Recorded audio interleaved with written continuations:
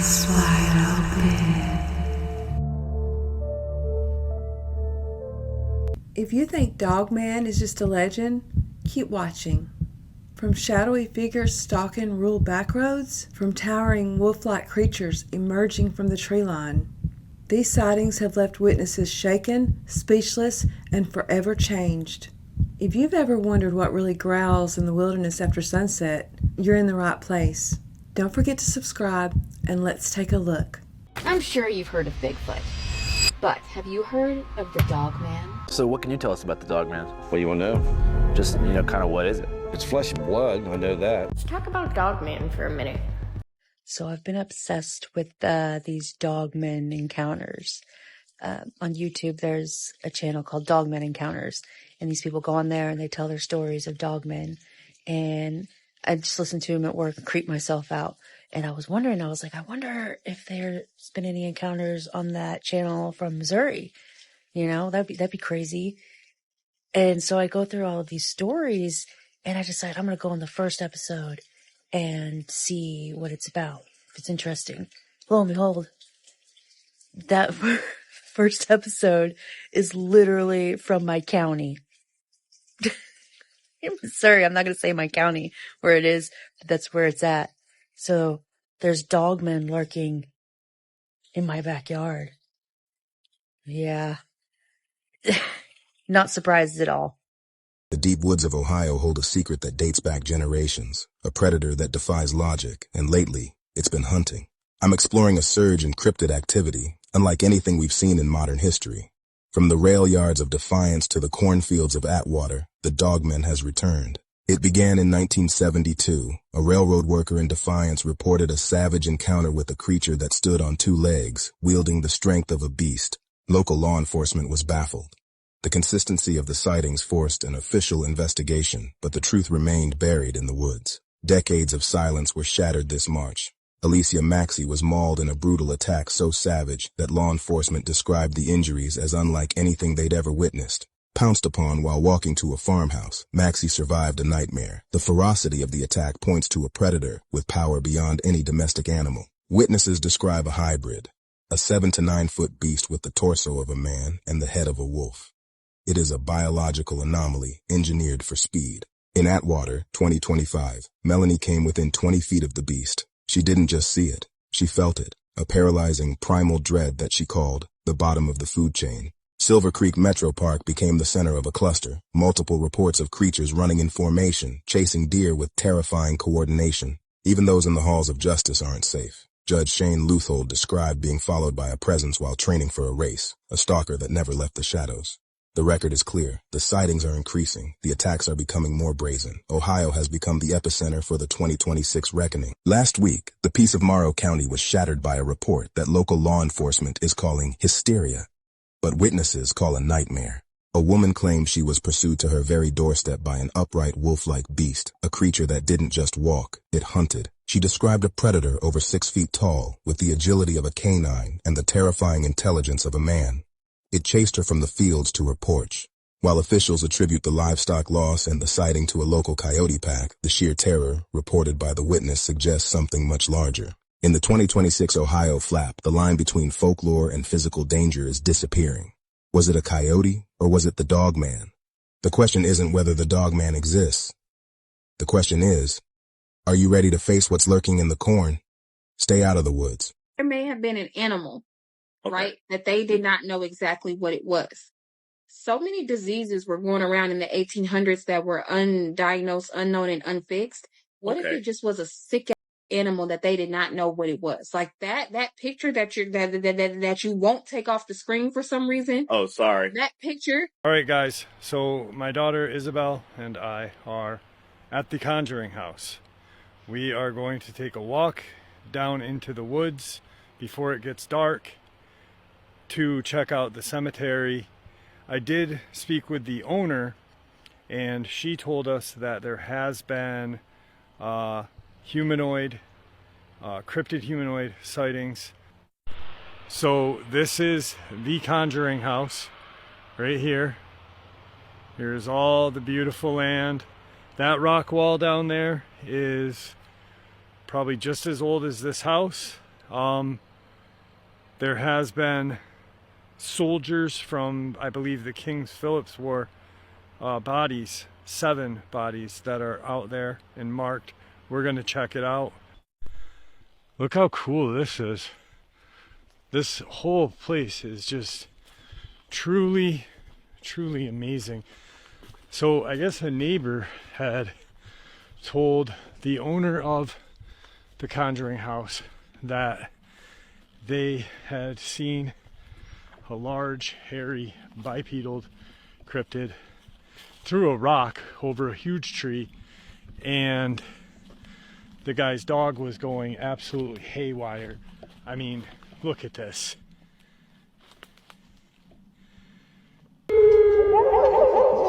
Look out!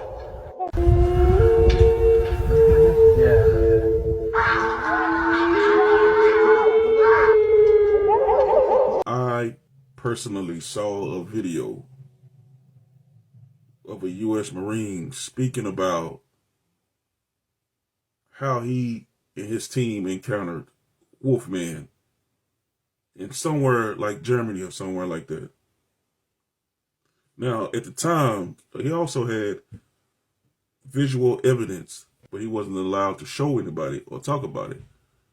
But I think when they started releasing files, the government went ahead and told him that he could share his story, share his pictures, whatever the case may be. He was still fully dressed in his military attire. And he told the story of how his unit was running across multiple Wolfmen. But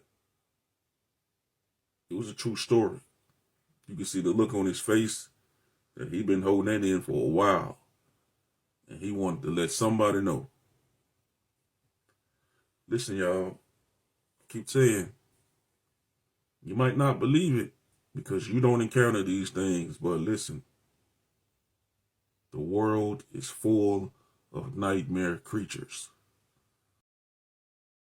What about their origins? Where do they come from? Did we create them? Well, I guess we did not create them.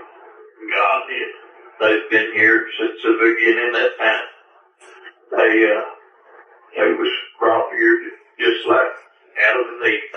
All the others. And that's also where did they come from? Well, they came from God. They was put here. They was all at one time all over the place. And then they got into smaller areas. The Dogman that we captured to do the breeding program came out of Mississippi. The Werewolf that we captured to do the breeding program came out of Louisiana. The Bigfoot that they captured to do the breeding program with was captured in Montana. So that's, where they came from. About their origins, the first writings of the Dogman that I've read about is in Egypt. For the werewolf, first there I've read about was in India. And first origins of the Bigfoot that I've read about came from the oh boy, I just right there. Himalayas. So that's the basic origins.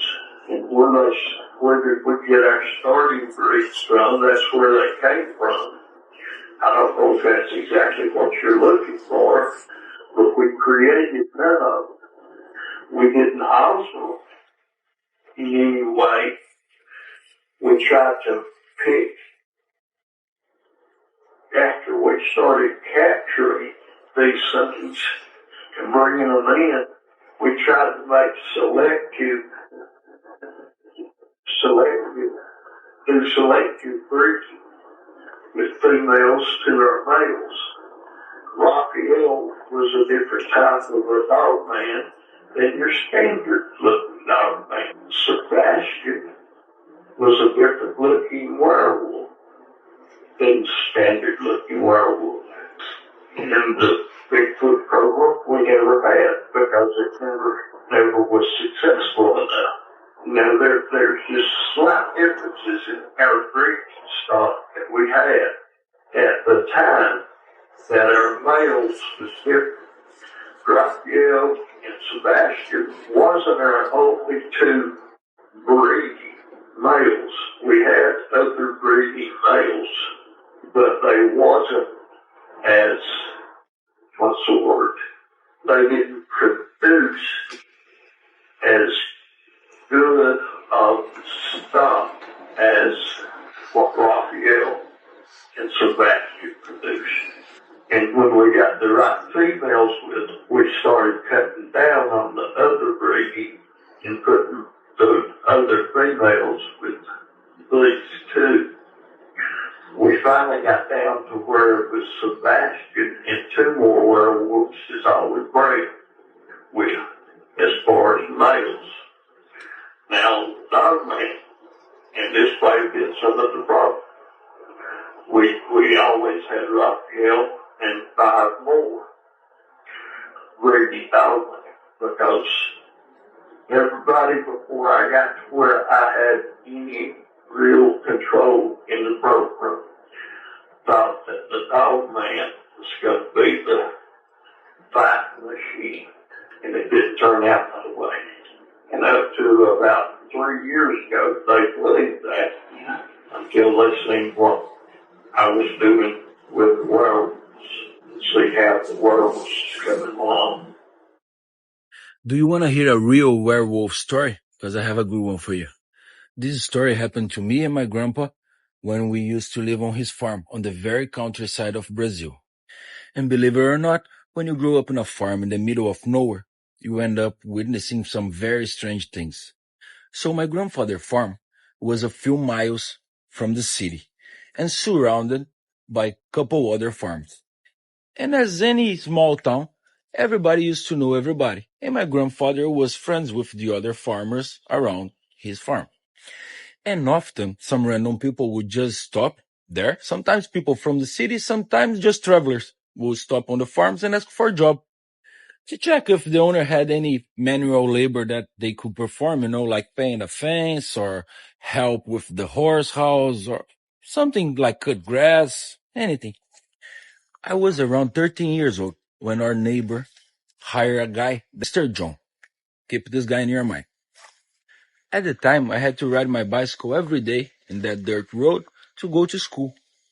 So every morning I had to ride my bicycle in front of our neighbor's farm to get to school, and in the afternoon, again to get back to our farm. And almost every day, I would see Mr. John working on something, like cutting something, painting something, cleaning something, building something there on the neighbor farm. And he would say good morning, I would say good morning, good afternoon, good afternoon. Nothing special so far. But some strange things start to happen. Like one of the neighbors had a hunting dog, really beautiful dog. And the dog disappeared. Which may sound silly, but it wasn't a normal thing.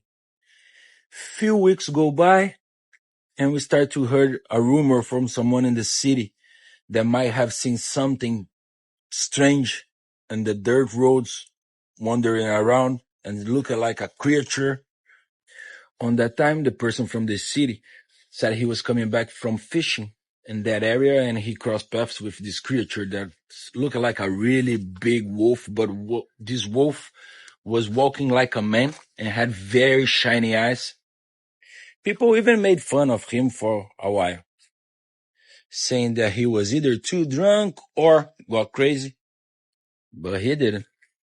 So one night we went out to sleep, my grandpa, my grandma, me, and the other relatives that lived together on this farmhouse.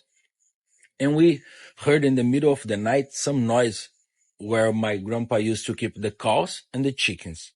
The animals were making noise, running around, almost like they were trying to run from something in there. At the time, my grandpa didn't give much attention, just grabbed his pew-pew, walked outside and pew outside to like warning pills. So he could scare whatever animal was there. He thought it would be a fox or something like that. And after that, whatever was going on in the cow house stopped. When my grandpa went to check the place in the morning, he saw some blood over the place. 3 chickens was gone, and there was 2 more not alive, but in a pretty bad way. Like some sort of animal ripped them off. My grandpa got kind of, but that type of stuff happen when you live in a farm. So he just put some traps around and didn't think much about it. Life goes on. Few more weeks go by. The traps didn't get anything. Nothing special happened until this very specific night. I said very specific night because that night had one of the biggest and brightest full moon I ever seen in my life.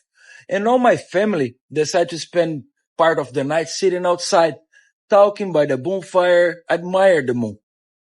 After that, we went to sleep. And when it was around 2 to 3 a.m., we woke up with the animals going crazy in the barn again. And again, my grandpa grabbed his pew-pew, a flashlight, walked outside, gave couple warning pills, and tried to see with the flashlight if he find the animal, to hunt it. After a few minutes, he walked back in the home, and I asked him, did you get it? And he was looking very pensive, and he was like, no, I didn't. And then I asked him, did you see it at least? Do you know what kind of animal was it? And he said, kinda, but it wasn't like anything I've seen before. I'm not sure what was the animal. And I asked, what do you mean? And he said, when I gave the warning pills, the thing didn't run in 4 paws, like a cougar or a panther or something like that. But also didn't run standing like a man. It was kind of both mixed, if that makes sense.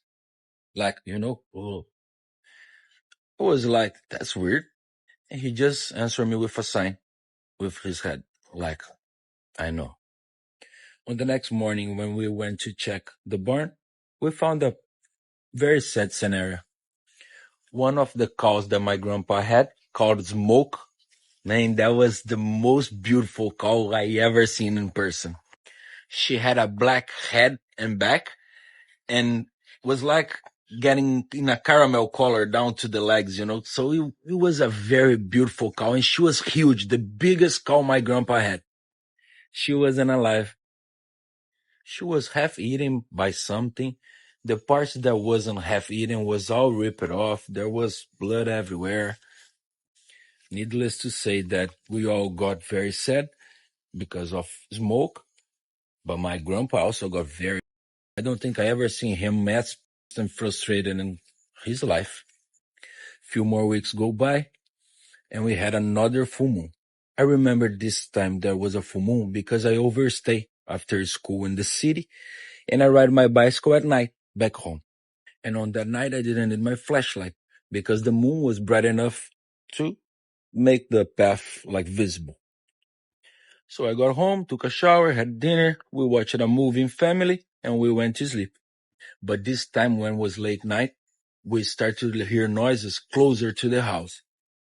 The noises was coming from the outside kitchen where we used to hang out and make dinner and have our meals together. We had a kitchen inside the house, but we also had an outdoor one. And this outdoor kitchen was all open, So in the night, we all woke up with the sound of the dogs barking and stuff and breaking on the outside kitchen. I remember we all gathered together in the living room inside the house. My grandpa grabbed his pill and his flashlight again and said, tonight's the night, and walk outside of the door.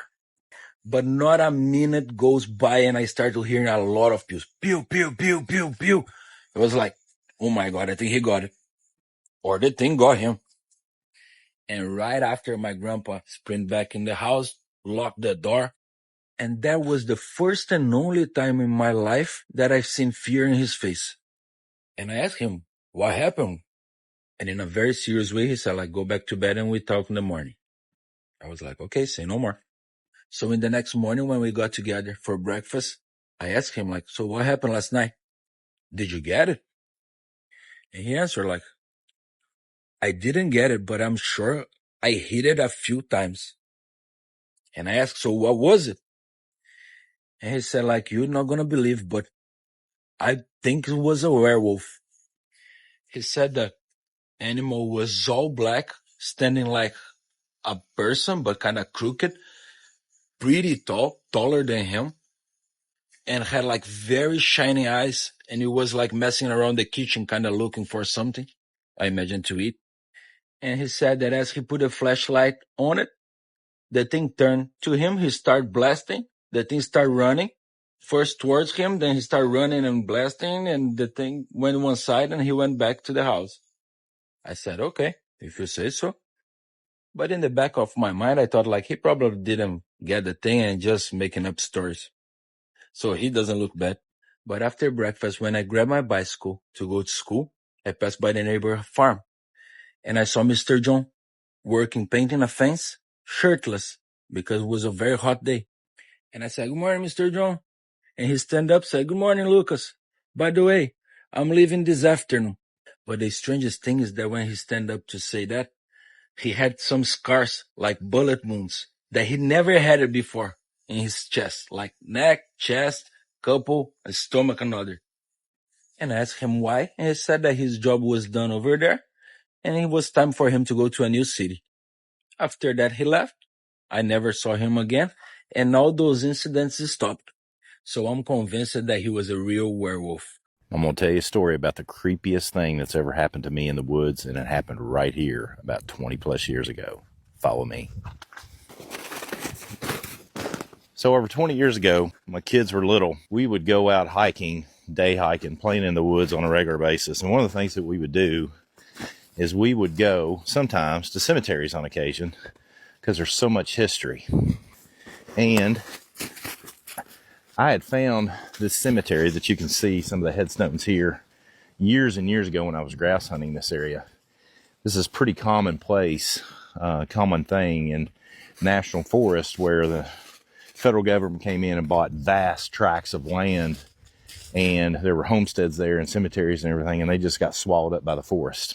It's not uncommon to find an old home-placed foundation, cistern, headstones from a cemetery, or any number of things in these national forested areas.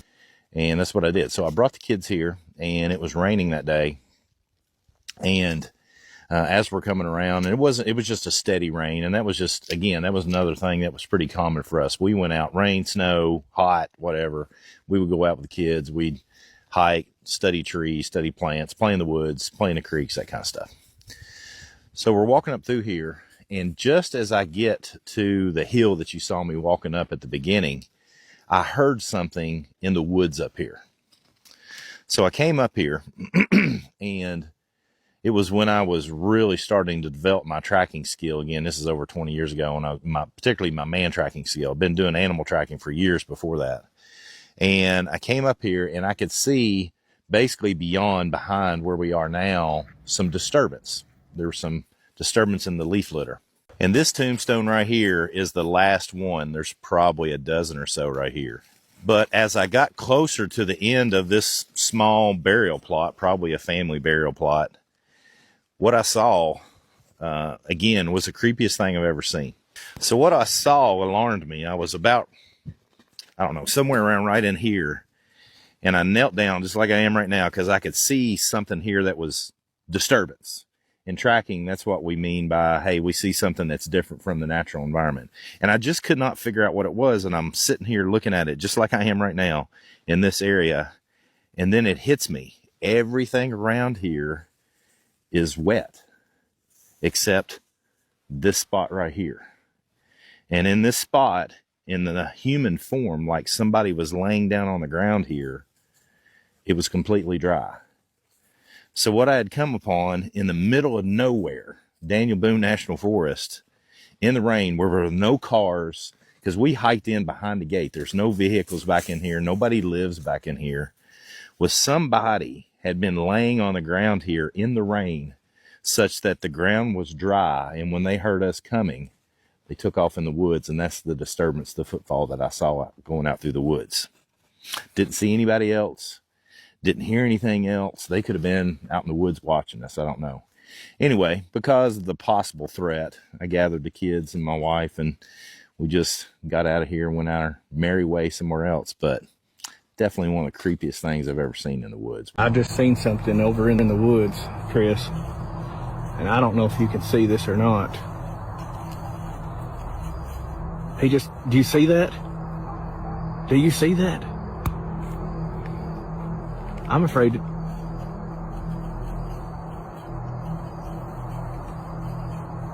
Oh my God. Oh my God.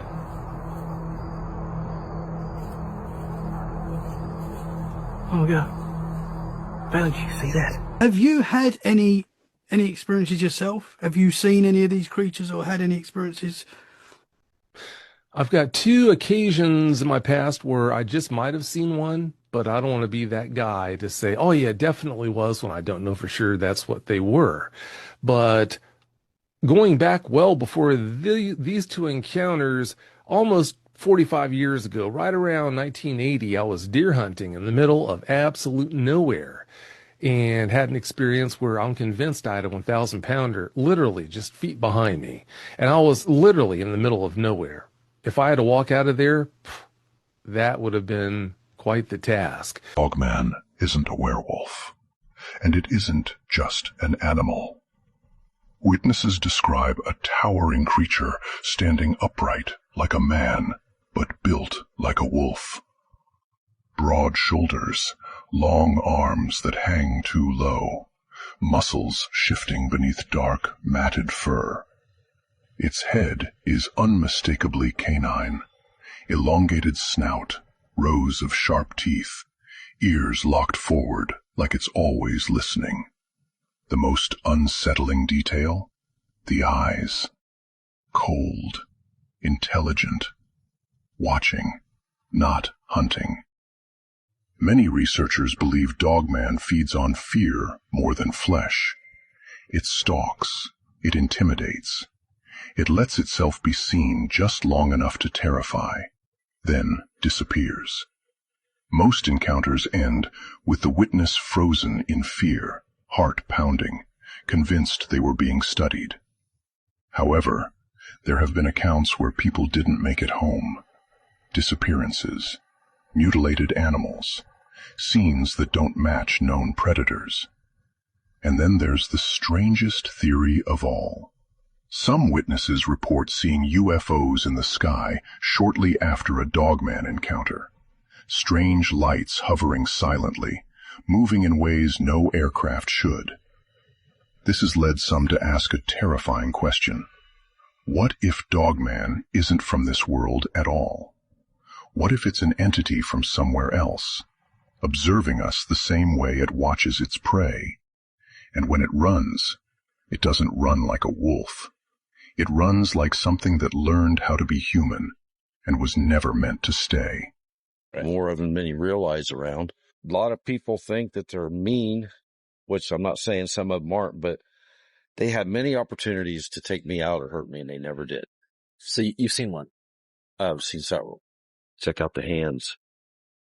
We were fortunate, or misfortunate, whatever you want to call it. There's a certain campground not too far from here where they're just prolific down there. And we stumbled upon them. We stuck a camera out one night, a video camera, just to record audio, because we kept hearing the grass man. Dogman.mp3.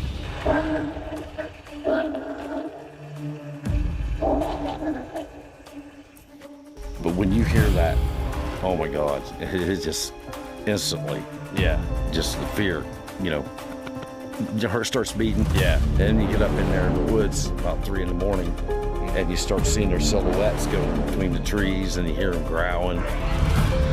Cities in motion. That one is terrifying. In March 2010, 3 forest towns in northern Michigan reported coordinated attacks by packs of creatures that walked upright and hunted like wolves. Law enforcement dismissed the claims until officers themselves witnessed the attacks. By the time federal agents arrived to investigate, 17 people were dead and entire families had abandoned their homes.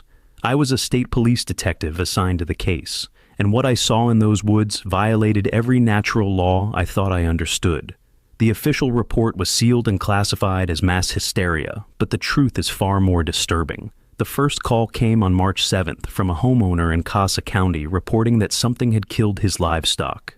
Dispatch logged it as a routine wildlife complaint and sent a conservation officer to investigate. The officer arrived at dawn to find 8 sheep torn apart in a pen with 12T fencing.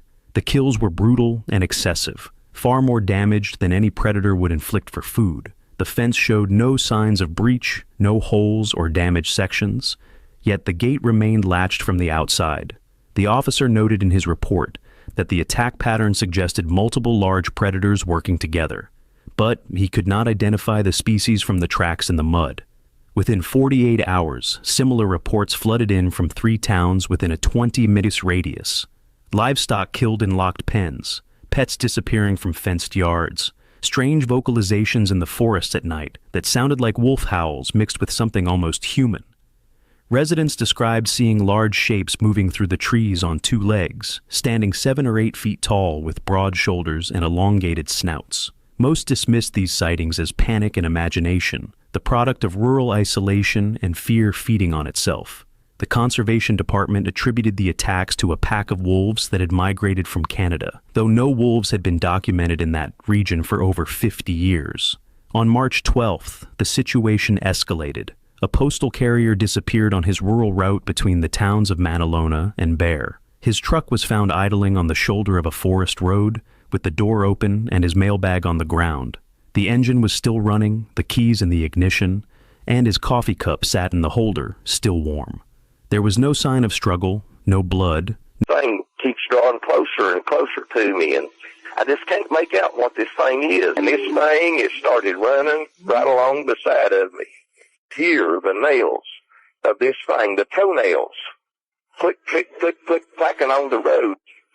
And I could see it good now. I really didn't want to look at its face. I really didn't want to see its face.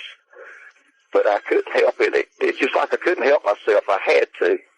And, I mean, this thing was tall. It had to be at least 7 feet tall. It towered over the top of my car. And it was running along beside me. It couldn't have been more than 5 or 6 feet off the passenger side of my car. Just, I mean, right even with my passenger side window. I could see it just as clear as day. And I know that if it wanted to, this thing could have reached right in my car window to get out of there. But I didn't dare because I was in this steep curve, and I knew that if I hit the gas, this car probably wasn't going to be able to handle the curve, and it was going to run off in the ditch, and I was going to wreck, and I was going to be there alone with this thing, and I was going to be at its mercy. It started to turn its head, and it looked at me. I couldn't help it. I looked full in its eyes. I wish that I hadn't. I wish I'd never seen it. I wish I could erase the picture of what I saw from my mind, but I can't. This thing had great big black eyes, soulless to me, and I just had a sense of evil that came over me. And this thing, when it looked at me, it was like that it could look through me and look to my very soul. And like I said, I just felt like I had been touched by evil. I don't know how else to explain it. And there was such a fear. And I wanted to scream or to holler out or do something. But it just seemed like my mouth just dried up like cotton, and there wasn't a sound that would come out. And I wanted to get out of there. I wanted to get away from this thing, but I couldn't because I was afraid I was going to wreck. And then it came closer, and it leaned down. It leaned in, and mind you, this thing is running beside my car the whole time. And it stuck its head in my window, and it grabbed hold of my door. But this thing was leaning in my window, and it was looking right at me. And it seemed like that it curled its lips back. And I know it snarled at me, but I don't really remember hearing it. All I could hear was the sound of my engine. And it breathed on me. It seemed like I could smell blood and maybe decaying flesh as it breathed on me. It was horrible. And I thought I was dead. I thought this was the end of me. I thought I was a goner. I thought I was a dead man for sure. At just about that time, the curve ended, and I came into a straightaway. And I just hit the gas and pushed it to the floor. And I took out of there. I took my eyes off of it, and I looked ahead. And out of the corner of my eye, I saw it lose grip on my car door, and I saw it smells rake across the top of my door. And its head disappeared from my window. And as I drove away from it, as I pulled away from it, I looked in my rearview mirror, and I could see it getting smaller and smaller as it began to slow down. Here in Ohio, Dogman sightings have been increasing. Today, I'm going to tell you about 3 recent Dogman encounters and show you pictures. One of them is my story from this summer. Ohio is a hotbed for cryptid activity. We are investigating cryptids like the Dogman. I have personally recorded sounds of these creatures in my many investigations. Now I have a photograph. Let's dive into the strange world of cryptid creatures. Most specifically, the Dogman. My story begins on a beautiful day on August 1st, 2023, in Cuyahoga County, which is in northeast Ohio. I was hiking in a local park. The sun was out and the temperature was warm. I had been on the trail for just about 20 minutes. Just then I heard a loud sound of something big banging around in the bushes, not more than 100 feet from me. This did not sound like a deer, as I have heard many of them. This was something different. I could not see what it was, I could only hear it. I had my cell phone with me and turned on the camera and started taking pictures in the direction of the sound. After I took 5 or 6 pictures, I hastily hiked back to my car. Sometime later, I decided to look at the pictures I had taken. When I looked at the first one and zoomed in on it, I was shocked. Looking right at me from the bushes was an all-black canine with pointy ears. I've been back to that exact spot where I took the picture. The area where the Dogman was is in a briar patch. The ground slopes down at least 4 to 5 feet back there, so this creature had to be pretty tall. And when I researched the moon phase for August 1st, it was a full moon at 100%. The next encounter takes us to Hocking County on May 19th, 2023, in southeastern Ohio. My good friend and fellow researcher Rich McCandlish was researching in an area called the Pit. I will let him tell his story. I was down here at the Pit on May 19th, and I knew I should have came with somebody else here, but I came alone. And when I got in the parking lot, there was one car there. So I thought, okay, well, there's a car here. So it'd be safe to go down because there's other people here. And so I went down, hoping that time they were down there, time I'm down there, we'll take a look around, and time I'm done, they'll be done. We'll both walk out. You know? And well, when I was down there, they left before I did. And before I knew it, I was over at the creek looking down across this bend up on the bank, and I heard something behind me. I was like, is that a coon or just a possum or something? And I turned and looked. I didn't see anything. And the second time I turned, there was nothing. And I thought, well, I'll just wait here and I'll just turn my tablet on, and then wait to hear it again. And when I did, I reached down and grabbed my tablet. I put it up against my chest, and I stood up and I turned around. Just when I turned around, right on the creek bend, right there behind the shrub, I didn't even look at him. I didn't even see him when I first turned around. I heard the noise behind me, so I turned around and just went, snap, took the picture.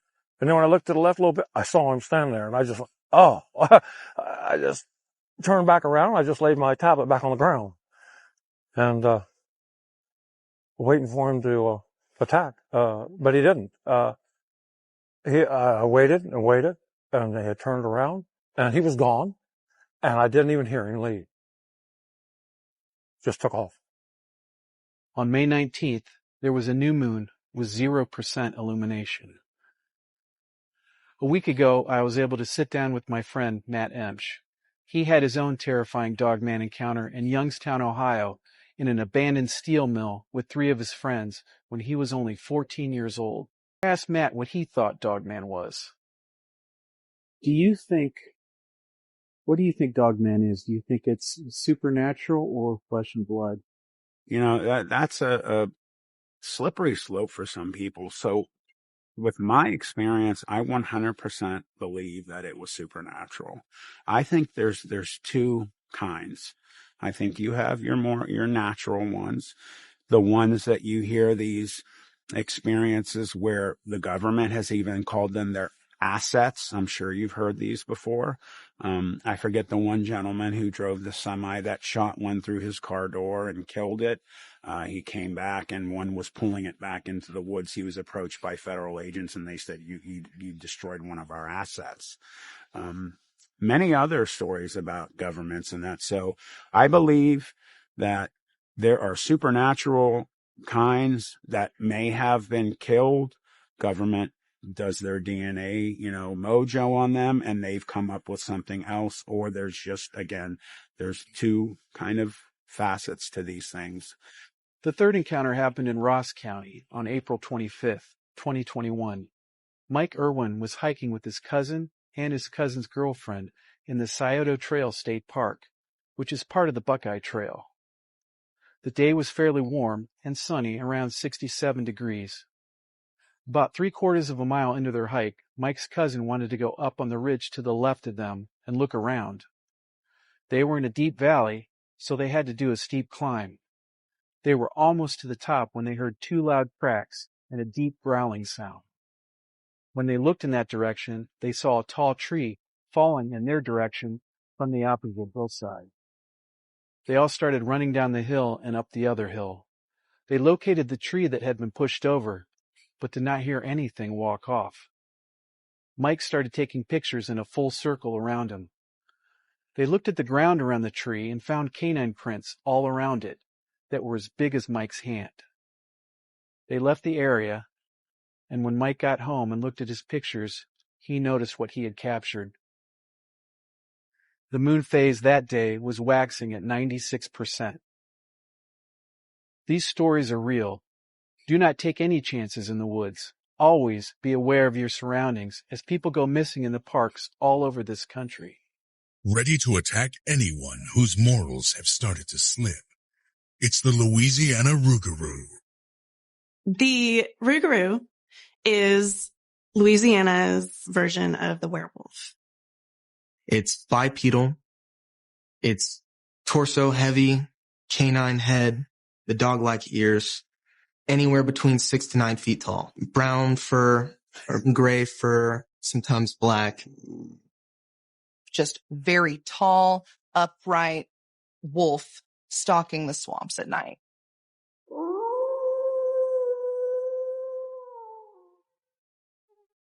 In the swamp, there's something standing up on the bank over there. There you are. Look how tall, bruh. Just wanted to show y'all what the Rugaroo is. This is a type of a creature that is seen as a shapeshifter. It has the body of a man, but the head of a wolf or a dog. Like their brethren, the werewolf, the Rugaroo is able to conceal its identity as a human during the day. But at night, this hairy brute transforms into a violent predator that's only after one thing. The blood of an ill-practicing Christian. The Rugaroo targets people who aren't observing Lent correctly. It's very closely tied to moral behaviors and to expected social behaviors, especially behaviors related to Catholicism. In many ways, it can be viewed as a manifestation of shame. The main course of action for the Rugaroo is going to be to attack. They bite, scratch, attack, or draw blood from another human. Once infected by this feral beast, you face a fate more frightening than death. Becoming a Rugaroo yourself. That's not the case for all the cryptids, but in this particular case, that is a very, very important part of the Rugaroo story, that you are cursed to become a Rugaroo. Which means that any number of Rugaroo could be walking amongst us today. You have great stories, like the story of the young boy in Louisiana and was being pursued by a dog. The dog would not stop pursuing this young boy, and the young boy ends up cutting the dog on his front leg. Then the dog gets away.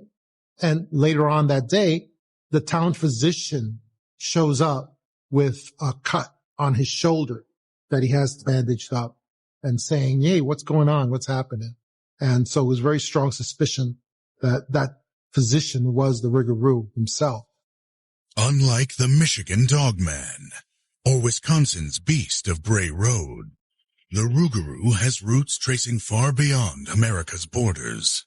It actually has its origins, both in name and in behavior and shape, in the French Lougarou, which is a werewolf from the Middle Ages. Traveling to America with Louisiana's first settlers, the French wolf soon got an American makeover. Rugaroo kind of sounds almost like a butchered pronunciation of loup-garou. The Rugaroo, we get that from the Cajun accent. Everything kind of just gets smoother when you get to Louisiana. When the legend moved to Louisiana, and that kind of ties into witchcraft and voodoo and all of that good stuff we get out of Louisiana. Now lurking in the Louisiana bayou, this monstrous creature is as murky as the swamp itself. So you have gators, large spiders, frogs. It just feels like everything is alive in that place. If you set a foot wrong, you could disappear. And so the Rugaroo is an embodiment of that wildness and that unpredictability of the Louisiana landscape. Over the years, the Rugaroo survives by keeping a low profile, which is why it is one of the lesser-known cryptids on record. You're a human by day, you're a Rugaroo by night. So if somebody's attacked by a Rugaroo, it's likely somebody you go to school with, somebody you work with, somebody you're seeing on the daily. It's a curse that's placed on someone. You know, deep inside, the Rugaroo is a person that's trying to be freed from this curse. And there is one possible way out. So even though they are this very dangerous creature, there's still a chance of redemption or of reversing this curse and bringing them back into society and civilization. One of the versions of the legend is that a person will be cursed with the Rugaroo, and then after 101 days, they can pass it on to another person. Should you stumble onto the path of one of these desperate hunters, forget the crucifix and silver bullets. Your best defense here is a piggy bank. One of the more popular ways to ward off a Rugaroo is with the usage of 13 pennies.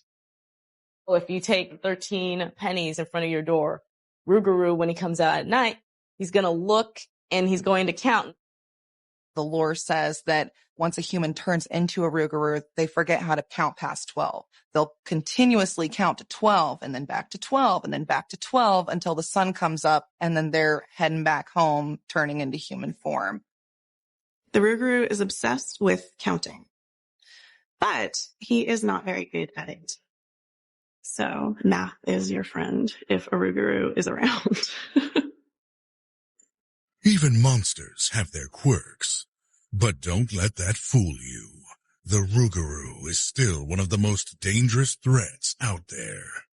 I think that the Rugaroo is personally one of the scariest things out there. Not necessarily because of what it is, but the possibility that any one of us can become the Rugaroo. He's huge, and he's fast, and he's dangerous. It's funny that he can't count all that well, but we all have days like that. I would say just make sure if you're in France or Louisiana to keep 13 objects handy, just in case. It was a regular hike until it wasn't. I turned my head back around, and what I see, this thing should not exist, man. It shouldn't be there. Like, it's on all fours at this point. I am rooted to the spot. I cannot move because I'm in sheer terror. As soon as it walks out, I can instantly see its head. It had a barreled chest, and I noticed that when it walked out. And the other thing I noticed is its eyes. It was an amber color eyes, but there was something about the eyes, man, that were just terrifying and intelligent. So, and when it stands up, I realize that it has hands like you and me would have hands. It puts its hands up. Oh my God. It puts its arms up and it starts wiggling its fingers. And I'm looking at its eyes and its eyes are looking at me. I think it's about to attack me. I think that I am dead in the water. I truly thought that was it for me. I was so close to it. I saw the back of its throat. That's how close this thing was to me. And I in my mind, I'm like, if I run, I'm done. If I do anything else, I am done. So, and after that, it just goes back on all fours, snarls at me, and walks back in the woods. Most people think Dogman is just a campfire legend, but then these videos started surfacing. Creatures standing on two legs appearing in broad daylight. That's not natural. Outside cars, even beside someone's bed. In this video, you are about to see the most disturbing Dogman footage ever shared. Clips so real that the people filming could barely keep the camera steady. And once you see the eyes, the posture, the way it just stands there watching, you will understand why some people never go back into the woods again. This first piece of footage is believed to have been recorded around 2009 at Smuggler's Notch State Park in Vermont. The location is a narrow mountain forest filled with cliffs more than 1 mile away from the nearest residential area. The person filming was a local resident standing near an old forest trail during late fall daylight when the trees had already shed their leaves and visibility was fairly clear. At first, everything is completely quiet. Then from the left edge of the forest, a large figure steps up body. The creature walks on two legs, estimated to be about 7 to 8 ft. For broad shoulders, a thick upper body, and a head that juts forward like that of a dog or a wolf, because the arm movement slowed clear. That's not natural for a bipart. It does not resemble the motion of a bear or any known native wildlife. The most disturbing detail is its arms. One arm is bent tightly against its chest and remains that way throughout the movement, as if holding cradling for a bite, while the other arm hangs low to maintain balance. This is not a natural arm swing seen in normal walking. The creature does not turn its head toward the camera, does not appear alert, and does not speed up. Not natural for a bite. It simply crosses the open space between the trees and disappears into the forest on the opposite side, as if following a familiar path. Locals later referred to it as the Black Walker because of its dark fur and silent movement. When comparing body proportions, limb length, and its fully upright posture, many Dogman researchers state that no known animal in Vermont matches this figure. The most controversial theory suggests that the creature may have been carrying a juvenile. And if that is true, then the most frightening question is no longer whether Dogman exists, but how long it may have been living in these forests. 2007, an anonymous but well-known Michigan politician was driving from Benzonia to Traverse City. His headlights caught a shape crouched near a deer carcass. But as he got closer, he realized it was upright. It stood well over 6 feet tall, covered in fur, and with a wolf-like face and glowing eyes.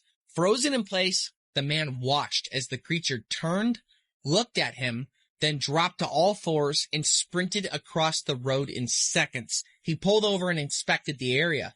The deer carcass was torn open and fresh. He placed a 12-gauge shotgun shell beside it for the scale and snapped a photo. The man has chosen to remain anonymous, but he insists he knows what he saw. You see a Dogman while hiking, it's not. And it's not the Dogman that you see that you have to worry about, because I do believe they work in a pack, just like any other canine species will. And the one that you see is the one that is going to jump scare you. And when humans are scared, they release a pheromone or a scent for stress and fear that dogs pick up on. Y'all, this lady captured some sort of dog thing outside of her house in Michigan. It's sitting in her driveway eating something. And at first you may think, oh, it's just a dog, but then you get a closer look at it and it almost looks human. It doesn't look like it has a lot of fur. It looks like its front legs are longer than its back legs. This video is making its rounds because a lot of people are saying that this is the Dogman, an elusive creature from the Michigan area. Now, the woman said that after she filmed this, it looked at her and it had a human-like face and it freaked her out, so she backed away from the window. And when she looked back outside, it was gone.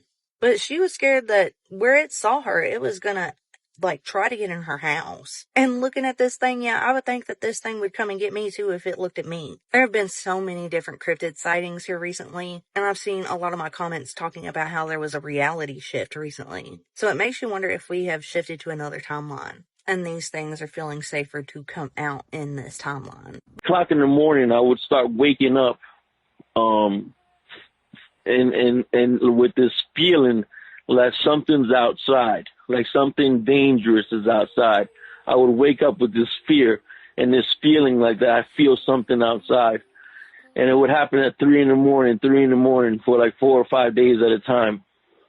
Finally, on the 5th day, I decided to check, what was going on. So I stayed awake to see if I would hear any noises. And lo and behold, I heard something grab the fence and then thump, like something land on the other side of the fence, like just cleared the fence, like something jumped the fence. And it sounded pretty heavy. So I go and I look, there's 2 windows in this place where I'm staying at. There's one on the side and one in the front. And I look at the side window, I'm looking out the side window, and I see this hairy animal standing on 2 legs. But this thing is so tall that I can't see its head, I can only see like the mid-bottom portion of it. And it starts walking towards my front window. Then I got this little dog that's in this property that's just outside this cheese seller, started barking, going crazy, standing in front of my front door. And then so I go to the front window now to try to see what this thing is. And now this thing crouches down because this is about 7 or 8 foot tall, and the window was probably only like 3 or 4 foot off the ground. It crouched down and got on all fours because it was on 2 legs at first as it walked, and then it got down and crouched on all fours and put its head right in front of mine. And all I saw was those yellow eyes and these teeth that it was showing me with this snout and its huge head. This head was huge, and these ears that were tall with a little bit of hair like a bobcat has sticking out of them. And then, and it was the same like the other one I saw had matte black fur with a little bit of brown in it, but mostly matte black. And it was huge. I mean, it looked like a football player. I mean, I'm pretty big now, and it's probably like twice my size at that time. And when I went and saw this thing, I couldn't get outside of the window. I mean, I stood and I looked at it for like a good 10 seconds because I'm like, I can't believe I'm seeing this, and I was frozen in fear. So then finally I shut the curtain in the windows, and I run to the corner and I grab this crowbar and I wedge it in between the door and the ground because the only thing that was holding that door was this wood plank and this little lock. And of course my little guard dog that was outside protecting me and barking, going crazy at this thing. So now this thing starts scratching at my door and sniffing at the bottom of the door. So now I'm like, this thing's trying to get in. So I wedged the crowbar even more, and then I see the wood plank move like it tried to manipulate the handle, like it tried to grab the handle. And mind you, this thing also had fingers. It didn't have paws. That's another thing I forgot to mention. This thing had fingers because when I saw it land on all fours, I saw its front hands, and they were really long with really long claws. They were abnormally long, very scary. And then so. I went and I was like, oh my God, this thing's trying to get in. I didn't have any kind of weapon. I didn't know, what was going on, if this thing was going to make it in or not. So the only thing that I could think of doing was praying, So I started praying real hard, and all you hear is a little dog going, ah, ah, ah, ah, ah, ah, barking at this thing while it's sniffing at my door, and scratching at my door. And then so immediately after I started praying, it just got up and then hopped the fence the same way it went in and just went away. But, wow. And so the next morning, I went and I asked the French girl across the street if she heard anything, messing around her place. And she said, yeah, but she didn't know what it was. So then I told her one word that I knew in French, which was loup-garou, and then her eyes widened up. She was like, oh, okay. And then so I'm like, listen, I know I'm supposed to stay here for another week, but I'm leaving today. Do you want to come with me or do you want to stay? And she came with me. We both left. Now, yeah. When you saw the thing, basically you were kind of in a cellar type thing, so your window probably was about ground level and up a little ways, right? And you were kind of underground with Yeah. it? And then Yeah. it had to go, I guess if you had a door getting into it, it probably had some type of way down to the door or something like that, or? Yeah. Okay. But how tall do you think this thing was? This thing was like, it cleared the fence with no problem. And like I said, when it stood in front of the first time in the window, like I tried to look up and I couldn't see its head. I didn't see its head till it crushed down. But this thing had to have been about 7 or 8 foot tall, because even I could go outside the window, you could see at least my chest or my neck, on the side of the window. This thing I could only see its lower half. And then so when it crushed down is when I saw it. But and you said the head was really large. Massive. It was very large. Did it look oversized for the body? Or did it kind of comparable to the body? Was it what? Did it look too big? Did it look oversized for the body? Or did it look more just like big just because the whole thing was big? It wasn't oversized from the body. It was proportionate. The body was big and the head was big, but the head was it was huge. Okay. And this, the color of this one's eyes was the same as the first one that you saw? Yeah, it was yellow. Yeah, wow. Can you hang on for a second? My neighbor keeps knocking. Yeah.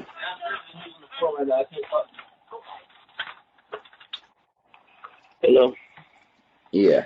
Sorry about that.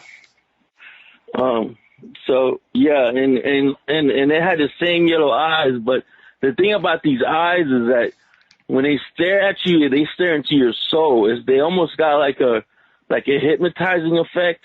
Like when you stare at them, not the first time. The first time it was just like a glow I was seeing in the dark. But the second time, my second encounter in Romania, when this thing was right by the window and I looked into its eyes, I don't know if that had part to do with why I was at the window for so long. I couldn't get away from it, Mm-hmm. But it had almost like a hypnotizing effect. Like this thing was, like staring into my soul. Yes. So I'd never forget those eyes. Did it have the same glow, or they were just yellow? Did it seem to have? No, they had the same glow, almost like they glue from inside. Wow. And did you get a look at the teeth? Yeah, the teeth were unusually sharp, and they were canine teeth and big. But they didn't, like normal dog teeth. They're sharp, but they're not like as sharp as these were. These teeth were like very sharp. You could tell just by looking at them. These things grab you, tear you to pieces. Wow, that's scary stuff, man. So, did you think he was going to try to get in? Yeah, I thought it was going to get in. That's why I started praying, because I'm like, the only thing I was holding his door was that little piece of wood and the crowbar. And when it was scratching the door, I'm like, all this thing has to do is just thump this door down, and I got nowhere to go because there's bars in all the windows. It's not like I can crawl out any of the windows. I got no weapon, no nothing to do. The only thing I could do is throw it a block of cheese, and hopefully he's that instead of me, Yeah. But, so you felt like when you prayed, that was what turned the tide for you? Yeah. Mm-hmm. Yeah. Yeah, that definitely what did it. Almost like when I prayed, it almost got like, like it got rushed off,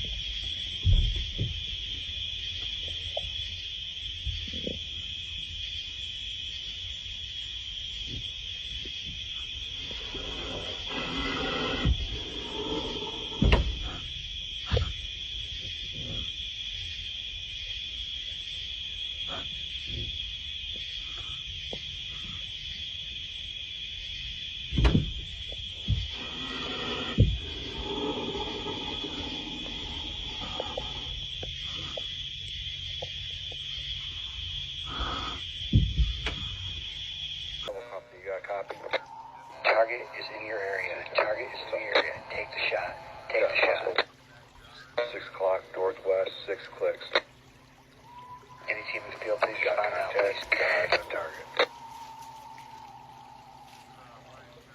Take it off, you see it. Target is considered dangerous. Kill, shot. Bravo Company. Target is dangerous. Kill, shot. Respond, please. Easy Company, respond. Alpha Company. Do you have target? Bravo. Anyone out there, please respond. Take the shot now. Using Take the shot. Take the shot. Bravo Company. Bravo Company. You out there? Take the fucking shot. He's right in front of you. Easy Company. You got that? The shot. Easy Company. Please respond. What the guy's waiting for? Take the shot. Easy. Respond now.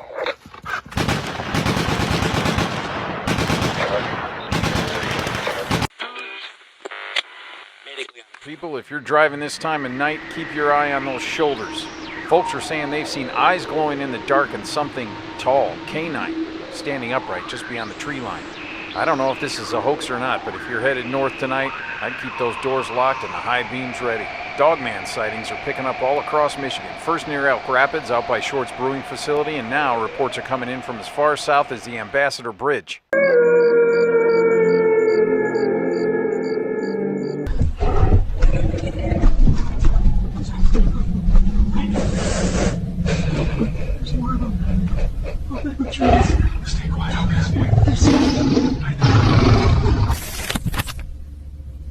Thank you for watching. If these Dogman encounters sent a chill down your spine, make sure to subscribe and drop your thoughts in the comments below. As always, stay safe, stay aware, question everything, and remember, out there in those woods, something might be watching.